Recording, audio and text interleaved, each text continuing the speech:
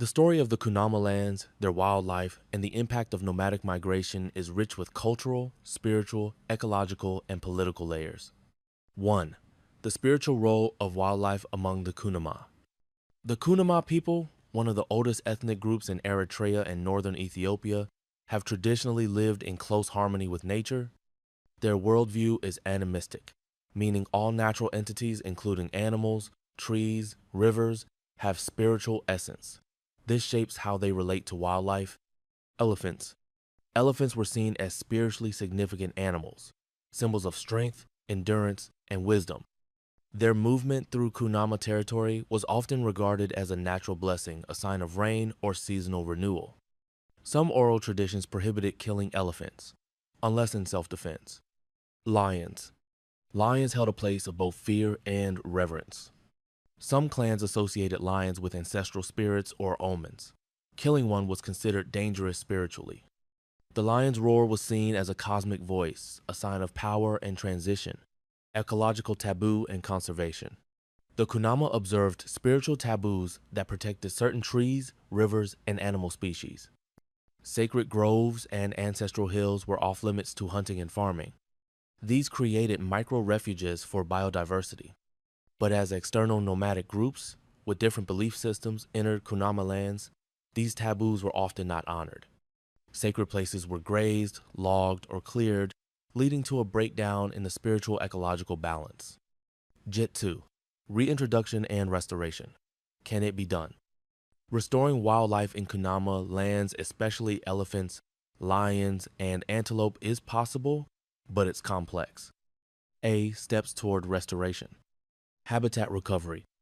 Reforesting corridors, limiting overgrazing, and restoring water sources. For example, seasonal rivers, springs. Protecting and reviving sacred groves and traditional lands. Conflict resolution. Rebuilding peace between nomadic and indigenous groups. Promoting community-led conservation programs that include both Kunama and nomadic groups. Education on non-lethal ways to protect livestock. For example, lion-proof crawls, herder training. Reintroduction efforts.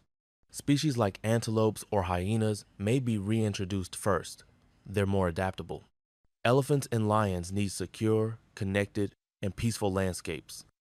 Collaborate with national parks, for example, Gashti Wildlife Reserve, for managed rewilding. BC, ultra restoration.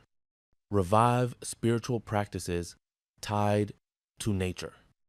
Involve Kunama elders and spiritual leaders in ecological revival.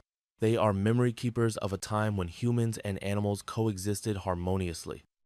3. Political and ecological history of migration into Kunama lands.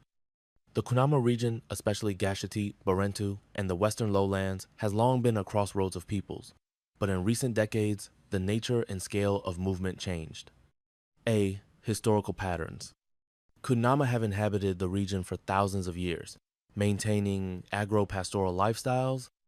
They coexisted with seasonal nomads, small groups that moved through during dry periods with mutual agreements on land use. B. Recent pressures, colonial to modern. Italian colonization and later Ethiopian rule disrupted traditional land tenure. War and militarization, Eritrean War for independence, border war with Ethiopia, displaced many Kunama and opened up land to other ethnic groups and nomadic clans. State resettlement programs and resource scarcity in highland regions pushed Tigrian and Saho-speaking nomads into Kunama lands. C. Ecological impact of migration. Unlike traditional Kunama systems, incoming nomads brought large herds, moved frequently, and cleared new land without ecological recovery time. This led to overgrazing, soil erosion and desertification, wildlife displacement, collapse of traditional land sharing agreements. D. Today's reality. Kunama have become minorities in their own ancestral lands. Cultural disempowerment has coincided with ecological collapse, a double erasure. Yet, the knowledge still lives among elders, offering a blueprint for renewal. Final thought, the land remembers. What was lost can be remembered by the land, by the people, and by the spirit of the animals. Restoration is not just ecological, it's cultural and spiritual. To restore lions and elephants is to restore the soul of the land and the wisdom of its original caretakers. Thank you for watching. Like and subscribe for more videos like this.